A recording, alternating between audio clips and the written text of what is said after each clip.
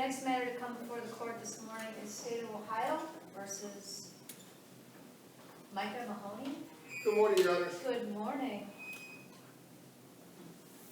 Attorney Sin, normally I would advise you that you can reserve some time for rebuttal, but unless you're going to argue against yourself, you will have your full 15 minutes to present oral argument. Please don't use the names of any victims of crime or any minors.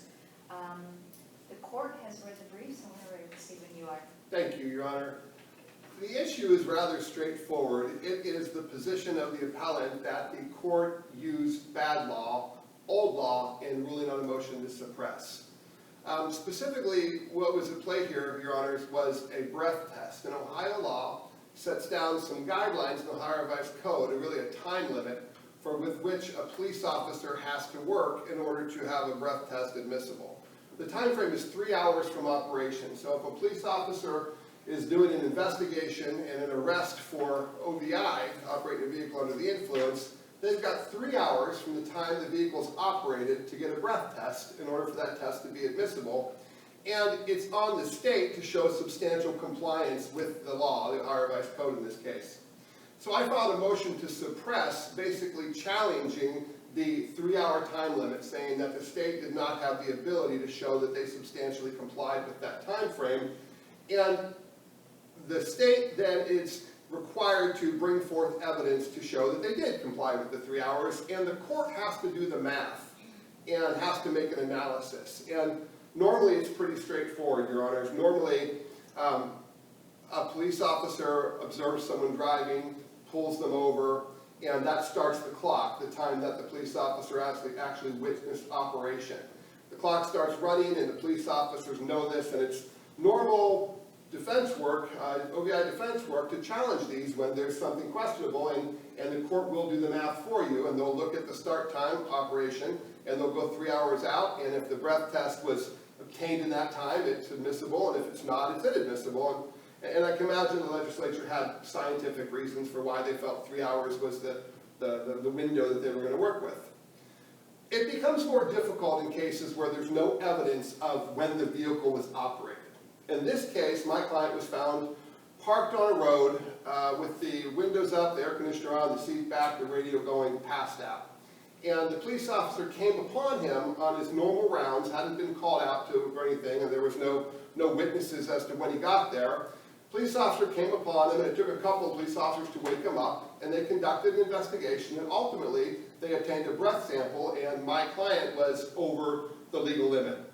Counsel, before you go any further, Yes. Can we talk about where the car was actually stopped? Can you give us a description from the record, obviously?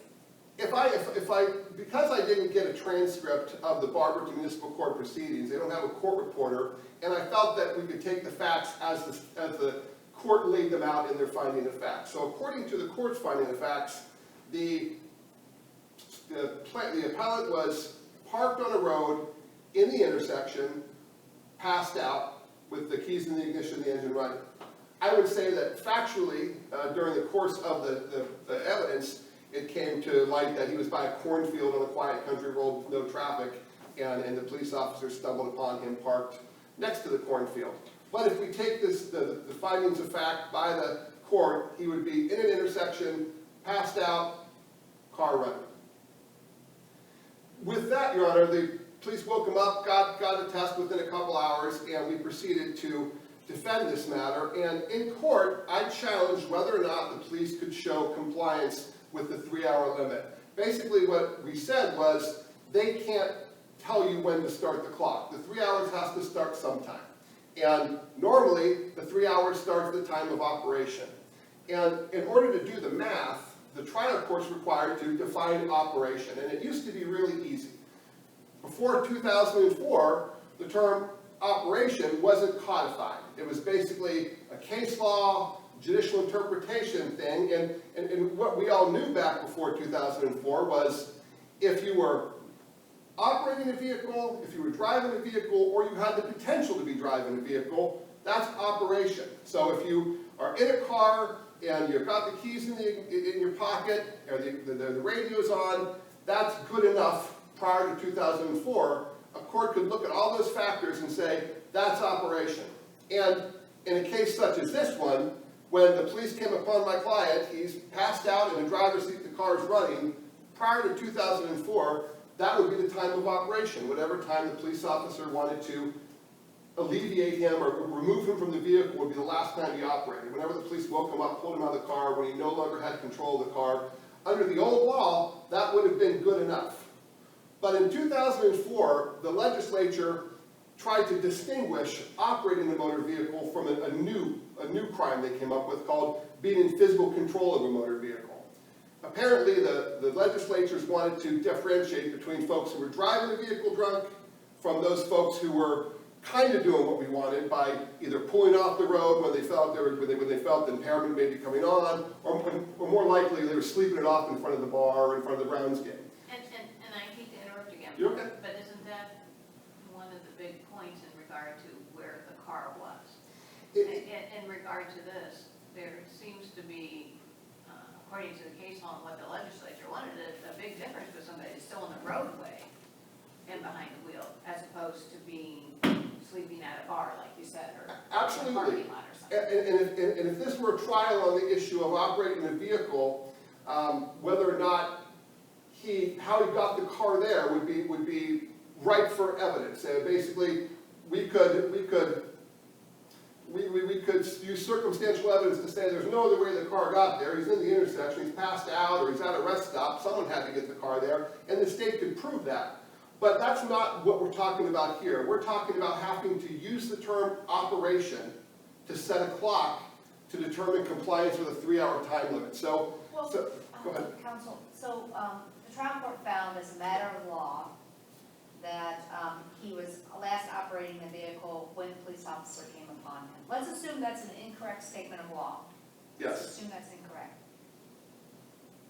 But we don't have a transcript or any statement regarding the evidence in terms of circumstantial evidence regarding what may have been other evidence that he had stopped the car there in the last 3 hours, or somewhere within the last 2 hours and took an hour to do the test, whatever. Given that the appellant has the burden to show that the trial court's error didn't just error, but it wasn't harmless error, how do we get there? I think that without a transcript, we have to look to the court's finding of facts. And the court made specific findings of facts, and the findings of facts the court made indicate that the evidence was the officer came upon the individual in the car, passed out. There's no finding of fact of any other evidence whatsoever. And I think when you look at to whether or not there's error here, you have to go further into the court's analysis. In 2004, operation changed. It was codified, and now operation means movement or indicia of movement. And you could have circumstantial evidence to talk about when movement happened, but movement or indicia of movement is now the rule. In cases like State versus Turk out of this district that held just being in the driver's seat, just having the keys in your pocket is good enough, those were overruled. Those are no longer good law. And when you look at the analysis the court employed, on its face, the analysis is factually incorrect. And I'll tell you, basically what the court does is the court cites the correct definition of operation, saying operation means movement or the movement or indicia movement, but then it does an analysis for you, and it says basically, and this is the court's order, the key factor in determining whether a person is operating a vehicle is whether the person has the potential to move the vehicle. The court stated, the facts that the hood was still warm and the defendant admitted driving location was evidence of operation. I'm sorry, this court was citing State versus Lewis. Our court, in this case, directed at this particular fact pattern, said, in this case, the one before you, the defendant was found near the middle of an intersection on a public road, his car was still running, and he was seated in the driver's seat. According to the law, the defendant was operating his vehicle at the time Officer Monzo discovered him. That's an incorrect statement of the law. That's old law. That's not accurate. The court basically, and I go to a Supreme Court case that basically is State versus Gill, 70 Ohio State 3rd, that just says the statutory modifications of 2004 essentially eliminated drunk radio listeners, people who use their cars as four-wheeled heated hotel rooms from being convicted of an OVI. So what the new codification does is basically change that analysis. The court should have done a different analysis, and I don't think they were able to based on the evidence, but their analysis shouldn't have been, was the appellant in a position where he could have moved the vehicle? Was the appellant in control of the vehicle? Did the appellant have the potential to move the vehicle? That's pre-2004. The question for the trial court that it did not factor in, and it's very clear from its ruling, it didn't even think about this as if it was not aware of the change. The proper analysis would have been, was there evidence of movement or indicia of movement? When did that occur? And that's when the clock starts running. And this isn't something that doesn't come up. It comes up quite a bit in these types of cases where there's not an actual police witness to driving. And the state meets this burden all the time. What they have to do is they bring in a neighbor who maybe called the call in. I saw him hit the tree at 2:45 in the morning and I called the police.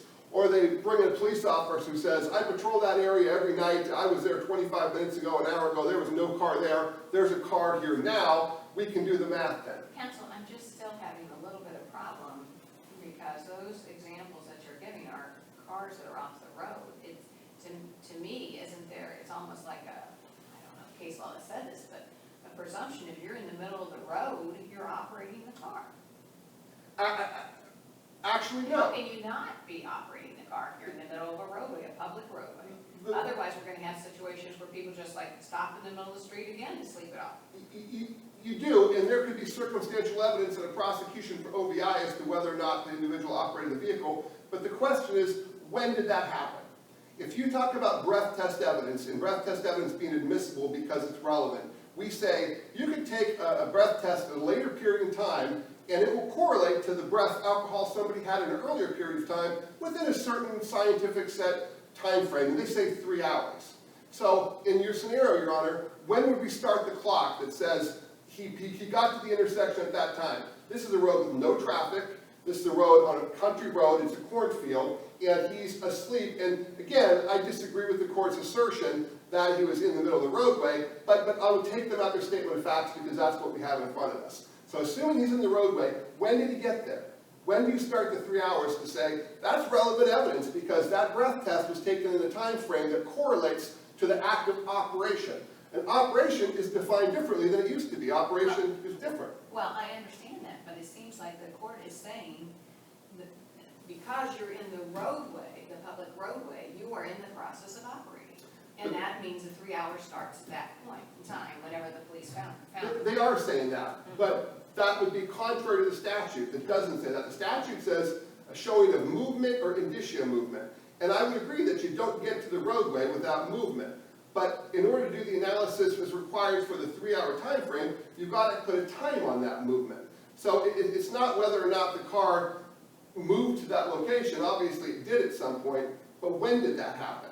So in this particular case, the court wanted to distinguish between folks who were just sleeping in the car as opposed to folks who were driving the car. And I understand that a jury could very easily say, oh, come on, we know he was driving the car, how else did it get here? But in order to have evidentiary value, this breath test has to be probative. You've got to be able to start a 3 hour clock, and they can do that. They just didn't offer any evidence to do that in this case. And the analysis the court used is clearly the old law analysis. The case that the court cites, State versus Turk, we know is no longer good law. It appears that the court did not accept the statutory codification. It seems that the court wasn't persuaded by counsel's representations that there's a physical control law that now has changed the definition of operation. The court's analysis would have been dead on pre-2004. When I was growing up, you knew that if you were in a car outside of a party, you could get an OVI unless you hid the keys in the bushes. And that's the way it was.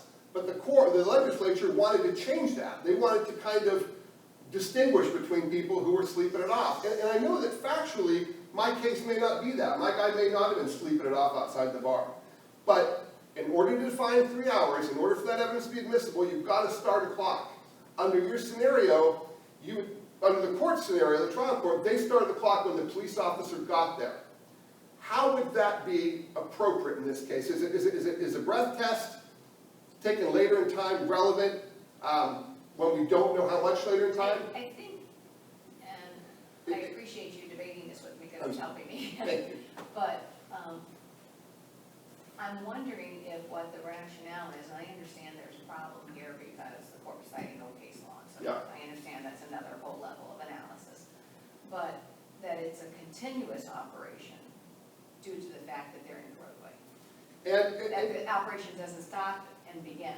It's a continuous operation because you're in the middle of the roadway. And I think that was the problem that the legislature was trying to address when they codified this by requiring movement or indicate or your indicia of movement, and that requires a time frame here. And look at it this way, Your Honor. To do it the way the state suggests, the way the trial court suggests, would make the time of the offense in control of the police. Imagine a scenario where it's much more serious, where you've got a vehicular homicide and you've got to get breath test evidence that's relevant within a period of time, and you can't wake up the doctor, or you can't wake up the doctor, or the machine's broken and you have to go to another jurisdiction and you're racing against the clock.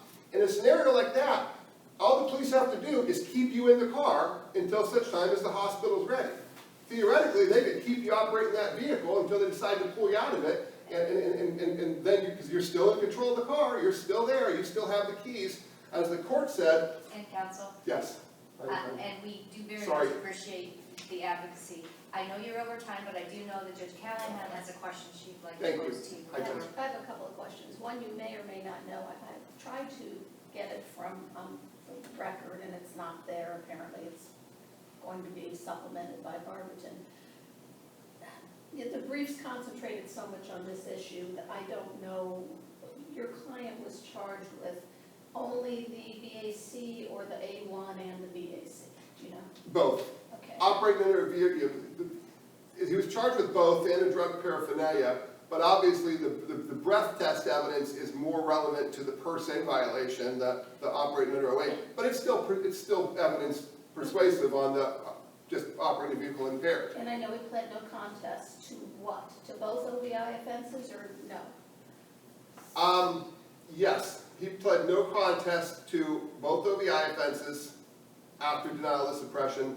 I think he also pled no contest to the drug paraphernalia, but in this case, our only, I could be incorrect on that, Your Honor, I'd have to check that All out. right, and that's why I wanted to check that. Let's just assume for right now. If the BAC was thrown out, just let's say because of the time issue, is that evidence admissible under A1? You just don't have the per se? Yes, if you send this case back to the court and say that the breath test would not be admissible against my client under the per se violation because, as you say, if it's outside the 3-hour time limit. I think that would be a question for the court whether or not evidence taken outside of the time frame or without a showing that it's in the time frame is persuasive or probative. Okay, I'm getting to my last question, I promise. I had to work it out. If I'm right, and again, I'm only reading from the briefs, the BAC was like .19. Yes. How is your client prejudiced? Arguably, Right. if it was 4 hours or 6 hours that his car stopped there, wouldn't he have actually been higher at that time? Well, that's basically, no, not necessarily. If I do a couple shots right now, how far am I going to make it? Can I make it all the way to Arlington Road where my office is before my BAC goes up? And then how far before I'm safe to drive again? So we don't know how we would correlate that, but the body is assimilating the alcohol, and basically the blood alcohol is going up and then it's going down, and that's why we have this 3-hour limit. So we don't know what his blood alcohol was at the time of the offense. For instance, under my scenario, let's say I have a couple shots and I decide I can make it to Arlington Road. I might make it there. Or I make it halfway there and say, this isn't a great idea. I'm going to pull over and just not take this chance. Under that scenario, I should be charged with being in physical control of a motor vehicle because I'm sitting there a couple hours later over the legal limit. The question is, what was I at the time I last moved that vehicle? And that's the showing that the court needed to determine, and it did the wrong analysis. Thank you. Thank you, I'm sorry I went over my limit. That was me that put you over your limit. Thank you for Thank your you. argument today. The court will take the matter under advisement. We will issue a written decision